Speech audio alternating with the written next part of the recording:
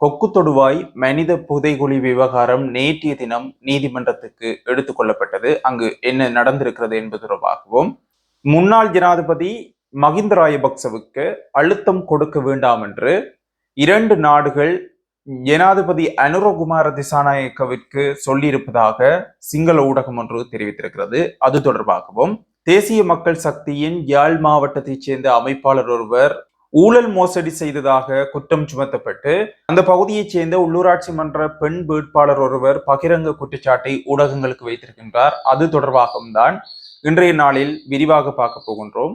வணக்கம், நான் தூயவன் துரைசிங்கம், ஈத்தமிழுக்காக. முல்லைத்தீவு கொக்கு தொடுவாய் மனித புதைகுழி விவகாரம் நேற்றைய தினம் நீதிமன்றத்திற்கு எடுத்துக் கொள்ளப்பட்டது. அதன் பின்னர் சட்ட வைத்திய அதிகாரி ஊடகங்களை சந்தித்து அங்கு நடந்தவை தொடர்பாக விளக்கம் கொடுத்தார். அந்த காணொளியை இப்பொழுது நீங்கள் பார்க்கலாம். வணக்கம், நான் சட்ட வைத்திய அதிகாரி கனகசபாபதி வாசுதேவா, முல்லைத்தீவு மாவட்ட பொது வைத்தியசாலை. இன்று 29/5/2025 ஆண்டு கொக்கு தொடுவாய் மனித புதைகுழி அகழ்வுப்பணி தொடர்பான வழக்கு இன்று நீதவான் நீதிமன்றம் முல்லைத்தீவில் எடுத்துக் கொள்ளப்பட்டது. இதன் பொழுது சட்ட வைத்திய அதிகாரிகள் குழுவினால் தயாரிக்கப்பட்ட முழுதான அறிக்கை சமர்ப்பிக்கப்பட்டுள்ளது நீதிமன்றத்தில். முக்கியமாக இந்த அறிக்கையில் அகழ்ந்தெடுக்கப்பட்ட 52 எலும்புக்கூடுகள் தொடர்பான வயது, பாலினம், ஆனா பண்ணா, மற்றது மரணத்துக்கான காரணம் போன்ற முக்கிய விவரங்கள் அடங்கிய அறிக்கை சமர்ப்பிக்கப்பட்டுள்ளது. இந்திய நீதிமன்ற நடவடிக்கையின் பொழுது இவ்வாறு அறிக்கை சமர்ப்பிக்கப்பட்ட பின்னர் இறந்தவர்கள் யார் என்பது இன்றும் அடையாளம் காணப்படப்பட நிலையில் அவர்களின் மேல் அடையாளம் காணும் முகமாக கௌரவ நீதமானவர்களால் காணாமலாக்கப்பட்ட சங்க பிரதிநிதிகள், காணாமலாக்கப்பட்ட சங்க அலுவலகம் ஆகியோருக்கு அவர்களை கண்டறிய உதவுமாறு கோரிக்கை விடுக்கப்பட்டுள்ளது. அது சம்பந்தமான இது ஒரு சமரி பண்ணி ஒரு டேபிள் கொண்டு கொடுக்கப்பட்டுள்ளது. எனக்கு எத்தனை ஆன் பண்ணுன்னு தெரியல, வயது எல்லாம் கொடுக்கப்பட்டுள்ளது. இன்று காணாமலாக்கப்பட்ட சங்க அலுவலக சார்பாக சட்டத்திறனிகளும், காணாமலாக்கப்பட்ட உறவினர்களின் சார்பான சட்டத்திறனிகளும் ஆயராயின. இறப்புக்கான காரணம் சூட்டு காயங்கள், அதாவது இறப்புக்கான காரணம் குண்டுபடிப்பு அல்லது சூட்டு காயம், ரெண்டும் தான் நுழையமா மட்டும் உள்ளதாயிருக்கு. சில எலும்புக்கூடுகளில் மரணத்துக்கான காரணம் கண்டறியப்படவில்லை. என்னென்னா அது எலும்புக்கூடுகள் சில பகுதிகளில் மட்டும் இருந்தமையால் கண்டறியப்படவில்லை. அடுத்த வழக்கானது ஆகஸ்ட் மாதம் 28 தமிழிடப்பட்டுள்ளது. தொடுவாய் மனித புதைகுழி வழக்கு எடுத்துக்கொள்ளப்பட்ட போது ஏற்கனவே சட்ட வைத்திய அதிகாரிகளினால் அறிக்கைகள் சமர்ப்பிக்கப்பட இருந்தது. அந்த இடத்தில் இன்று சட்ட வைத்திய அதிகாரிகளின் இறுதி அறிக்கை தாக்கல் செய்யப்பட்டது. அதில் இறந்த மண்டையோட்டு தொகுதிகளில் எத்தனை ஆண்கள், எத்தனை பெண்கள், இறப்புக்கான காரணங்கள் போன்ற விவரங்களும், குற்றத்துக்கான சம்பவத்துக்கான விடயதானங்கள் சம்பந்தமாகவும் இந்த அறிக்கைகள் சமர்ப்பிக்கப்பட்டு இருந்தன.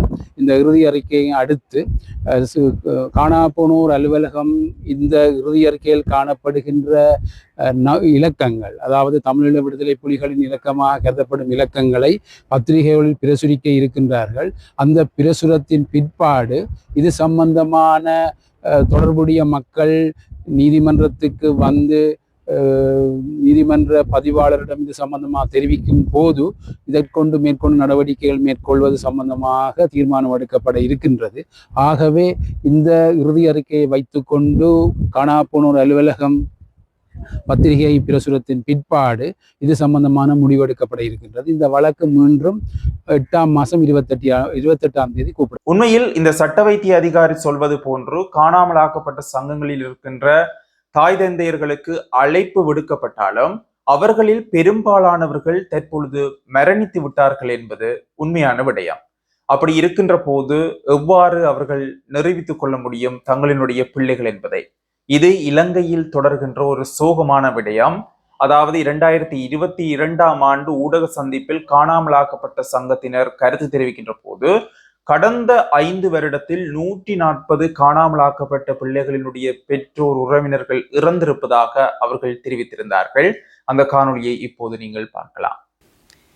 தொடர் போராட்டம் என்று சொல்லி நாங்கள் 5 வருடம் இரவு பகலாக வீதியில் போராடி கொண்டு இருக்கும் வேளையில தான் எங்களோட சேர்ந்து போராடின உறவுகள் தாய்மார் வந்து இறந்திருக்கின நல்ல வயசானவையும் அவர்கள் தங்கள் பிள்ளைகள் வரும்பிட்டு காத்திருந்து தான் அவர்கள் இறக்கின்றார்கள்.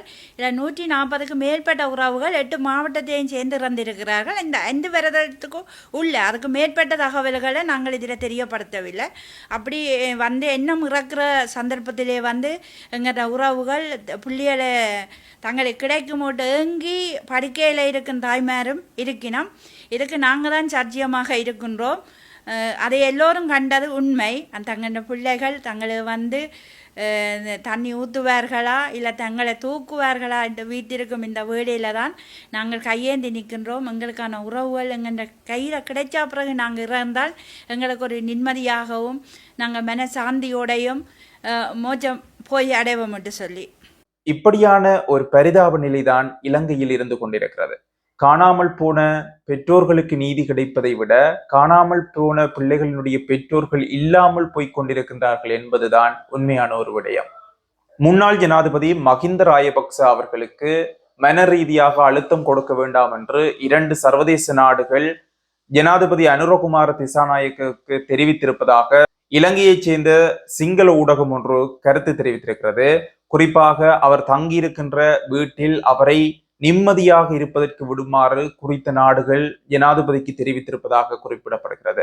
அதாவது மஹிந்த ராஜபக்ச அவர்கள் இப்பொழுது இருக்கின்ற வீட்டில் சட்டவிரோதமாக இருக்கின்றார் என்றும் அவர் எழும்ப வேண்டும் என்றும் தொடர்ச்சியாக பல அரசியல்வாதிகள் கதைத்துக் கொண்டிருக்கின்ற நிலையில் மஹிந்த ராஜபக்சவின் குடும்பத்திலிருந்து சொல்கின்ற விடயம், நீங்கள் எழுத்துப்பூர்வமாக அறிவித்தால் அடுத்த நிமிடமே நாங்கள் எழும்பி விடுவோம் என்று.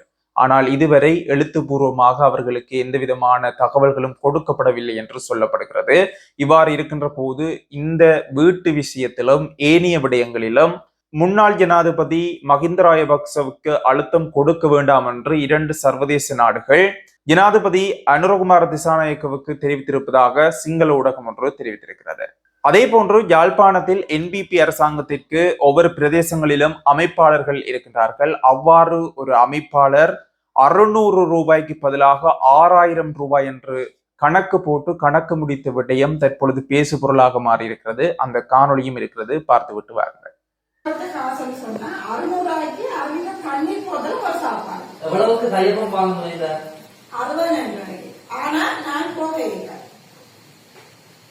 போகாதாலும் அவர் எனக்கு சொன்ன வசனம் வந்து நீங்க வந்து சைன் வைக்காட்டி இது வந்து பெரிய ஒரு பிரச்சனையா போகும், கட்சி வந்து கோர்ட் சுக்கெட்ட கொண்டு விடுவோம் சொல்லி அதுக்கு நான் கூறினது ஊழல் இல்லாத இலங்கையை கட்டியெழுப்புவோம், ஊழலற்ற நாடு, லஞ்சம் இல்லாத நாடு, கிளீன் ஸ்ரீலங்கா போன்ற பெயர்களோடு திட்டங்களை கொண்டு வந்தாலும் கட்சிக்குள்ளே ஊழல் நடக்கிறது என்பதை இந்த காணொளி ஆதாரபூர்வமாக நிரூபிக்கிறது. இது ஒரு பக்கத்திலிருந்து வந்த தகவல் தான், அதை வைத்து மாத்திரமே பேசுகின்றோம். இவைதான் இன்றைய நாளில் நான் கொண்டு வந்த தொகுப்பு. மற்றும் ஒரு காணொளியில் உங்களை சந்திக்கின்றேன். நன்றி, வணக்கம்.